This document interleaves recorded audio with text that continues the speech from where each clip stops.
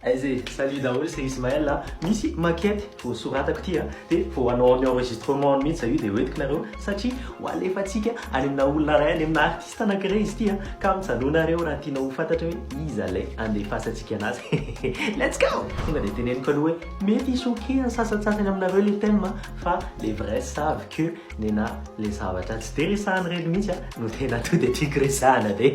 Alors et si on parlait des... Wanneer van mij staat een team. Zijn dit jaar, nu zijn dit jaar. Ze vakin luva koki. Wanneer van mij staat een team. Maar nou weer aan het team. Vakin luva koki. Alleen een voela selfie. Tire ben le bureau 1. Hallo nyanu le bureau 2. Anis Jimmy la mita in time. Nana miasa sai na we ezi monsieur. Ze ape zijn, e alone ma piace cu. Ci speri fa parsire, fa le ride mita diava cu. Chi stile we girl, a isiande isia luna, de banda nasiba a camanhar de umende fatti numena cu. Iso manje va a entrare, de bande fa a entrare, we manca fi fuf na bunani, nade e fa manamba di, bande fa mi sta di, e ma no pera.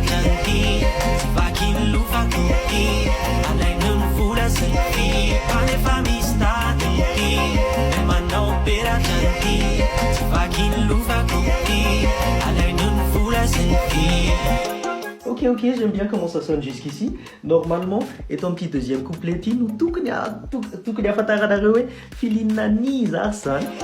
Halansi puis va chaonyo, va chaonyo, bau bau please va chaonyo, va chaonyo, and it's mesh can ya tone, va tone, he's to manage a farm thing in that they want, full as a man and et the misery fa we man de mission, vangina kel de fa we mi asal, benefice usis another wall, puma ka demande mi vocana.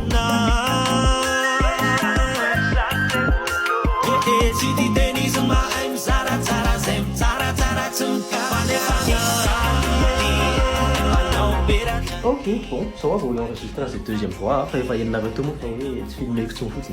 Il t'a PV, j'ai bossé dessus toute la nuit. Bon, je reviens.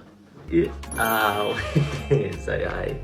Donc j'ai fini, sans suspense, wale fatika anemi sukiung stirti satria tena zavako hoe filina izy zany mety hoe mifanalavitra kely ny univers ray misama fa tena ankafiziko le authenticité an'le ry tena hafa mihitsy de efa teo ampamitana azy kosa ny tonga saina hoe tena ohatrany somary misy Samuel kely zany tsy le Samuel Prime tam'le vao nanombohany reny tsy haiko aloha fa zay ny bref raha tianareo de tagios areo mba ho hitany satria mety tena mitape zany tena fifandonana tontolo samihafa zany et abonne-toi pour pas rater la suite. Allez, c'était Ismaël, peace out.